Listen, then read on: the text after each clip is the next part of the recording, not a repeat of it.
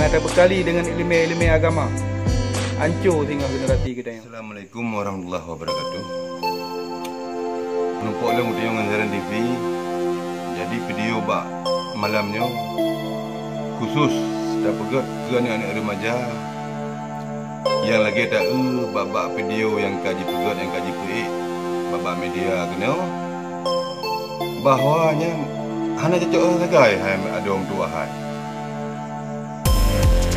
bak media aja kita pegat lagi kita nya orang Aceh, kita yang bangsa Aceh, bangsa yang madap.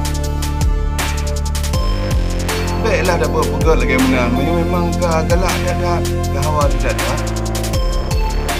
Pegat dengan cara pernikahan. Baik ngenyam tak minta viral.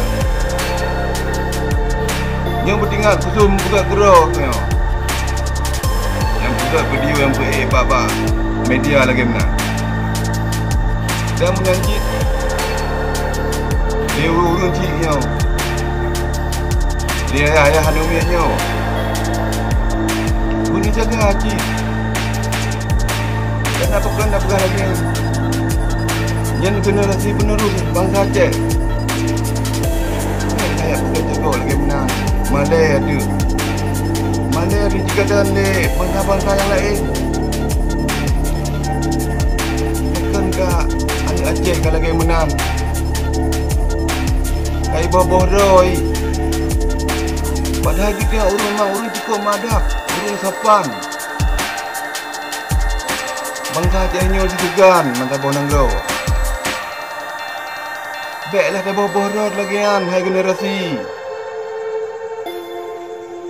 Menyuk tak minta viral, tak pegatlah hai yang lain. Yang memang mencariah, yang madap, bersopan.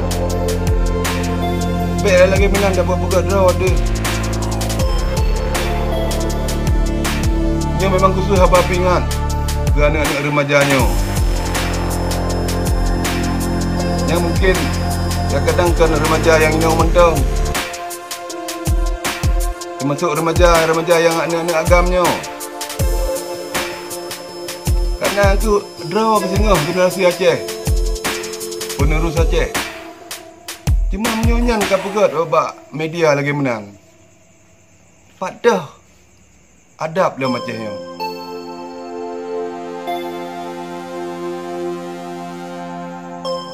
Nya bukan patih hai nak hai atau pi hai ada hai.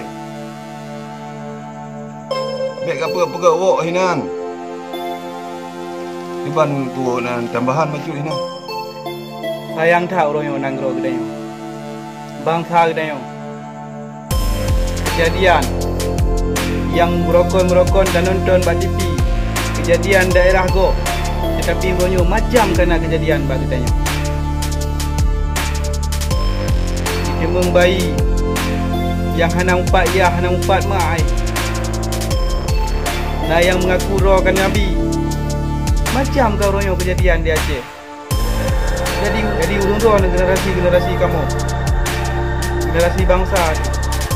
Itu mikir yang berjernih. Jaga maruah bangsa ni. Kenapa kon?